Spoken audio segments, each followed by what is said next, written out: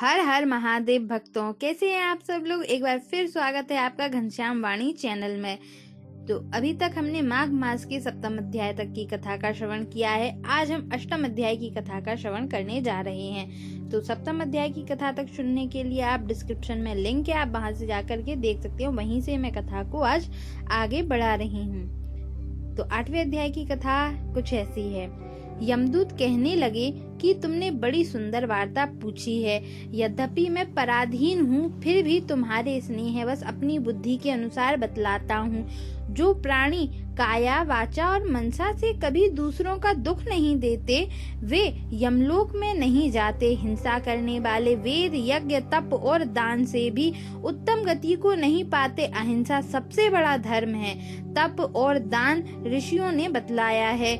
जो मनुष्य जल या पृथ्वी पर रहने वाले जीवों को अपने भोजन के लिए मारते हैं, वे कालसूत्र नामक नरक में पड़ते हैं और वहां पर अपना मांस खाते और रक्त पीप पान करते हैं तथा पीप की कीच में उनको कीड़े काटते हैं।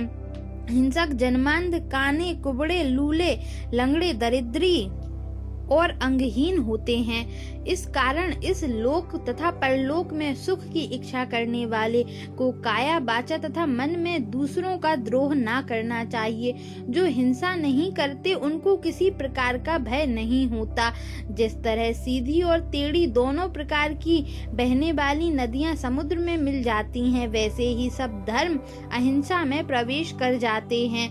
ब्रह्मचारी, गृहस्थ, वानप्रस्थी तथा यति सभी अपने अपने धर्म का पालन करते और जितेंद्रिय रहने से ब्रह्मलोक को प्राप्त करते हैं। जो जलाशय आदि बनाते हैं और सदैव 5 यज्ञ करते हैं, वे यमपुरी में नहीं जाते। जो इंद्रियों के वशीभूत नहीं है, वेदवादी और नित्य ही अग्नि, हवन, यज्ञ का पूजन करते हैं, वे स्वर्ग को जाते हैं। युद्ध भूमि में जो सूरवीर मर जाते हैं, वह सूर्यलोक को प्राप्त होते हैं। जो अनाथ स्त्री शरण में आए हुए तथा ब्राह्मण की रक्षा के लिए प्राण देते हैं, वे कभी स्वर्ग से नहीं लौटते। जो मनुष्य लूले, लंगड़े, बाले, वृद्ध, अनाथ तथा गरीबों का पालन करते हैं, वह भी स्वर्ग में जाते हैं।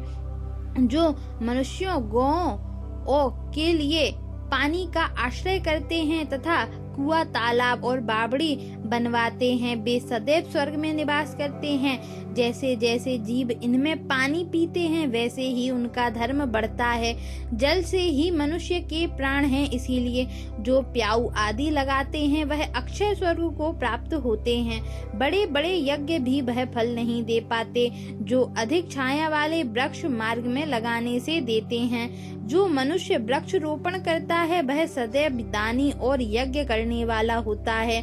जो अच्छे फल और अच्छी छाया वाले मार्ग के वृक्षों को काटता है, वह नरकगामी होता है। तुलसी का वृक्ष लगाने वाला सब पापों से छूट जाता है। जिस घर में तुलसी वन है, वह घर तीर्थ समान है और उस घर में कभी यमदूत नहीं जाते। तुलसी की सुगंध से पितरों का चित्त आनंदित हो जाता है और वे विमान में बैठकर विष्णुलोक को जाते हैं। नर्मदा नदी का दर्शन, गंगा का स्नान और तुलसी दल का स्पर्श, यह सब बराबर बराबर फल देने वाले हैं।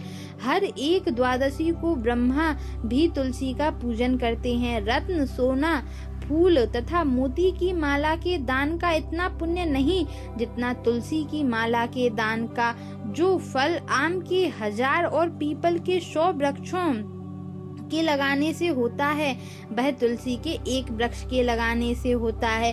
पुष्कर आदि तीर्थ, गंगा आदि नदी, वासुदेव आदि देवता सब ही तुलसी में वास करते हैं। जो मनुष्य 1 बार, 2 या 3 बार रेवा नदी से उत्पन्न शिव मूर्ति की पूजा करते हैं अथवा स्फटिक रत्न के पत्थर के आप से आप निकले हुए तीर्थ में, पर्वत या वन में रखी हुई शिव की मूर्ति की पूजा करते हैं और सदैव ओम नमः शिवाय मंत्र का जाप करते हैं, वह यमलोक की कथा भी नहीं सुनते। प्रसंग, शत्रुता, अभिमान या लोभ से शिव पूजा करने वाले भी यमद्वार नहीं देखते। शिव पूजा के समान पापों को नष्ट करने वाला तथा कीर्ति देने वाला 3 लोक में और कोई काम नहीं है। जो शिवालय स्थापित करते हैं वह शिवलोक में जाते हैं। ब्रह्मा विष्णु तथा शिव का मंदिर बनाकर मनुष्य वैकुंठ वासी होता है। जो भगवान की पूजा के लिए फूलों का बाग लगाते हैं वे धन्य हैं। जो माता पिता देवता और अतिथियों का सदैव पूजन करते हैं वे ब्रह्मलोक को प्राप्त होते हैं। यहाँ तक हमने अष्टम अध्याय की कथा का श्रवण किया है। नवम अध्याय की कथा का श्रवण करने के लिए घनश्याम वाणी चैनल को अभी सब्सक्राइब करके नोटिफिकेशन बेल को ऑन कर लें और अपने फ्रेंड्स एंड फैमिली में भी ये जरूर शेयर करें ताकि वो भी माघ मास के स्नान का फल प्राप्त कर सकें। Thanks for watching. Bye bye.